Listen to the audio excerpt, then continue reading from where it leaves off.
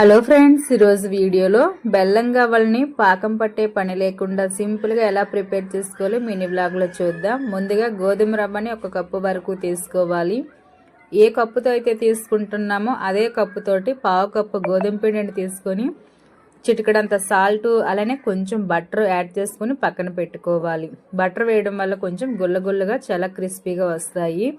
తర్వాత ఏ కప్పుతోటి అయితే గోధుమ పిండి తీసుకుంటామో అదే కప్పుతోటి 1/2 కప్పు బెల్లాన్ని తీసుకొని కరిగించుకొని వడపోసుకోవాలి. ఇలా అన్నీ కలిపి బాగా మిక్స్ చేసుకున్న తర్వాత ఒక అరగంట పాటు అలానే వదిలేయాలి.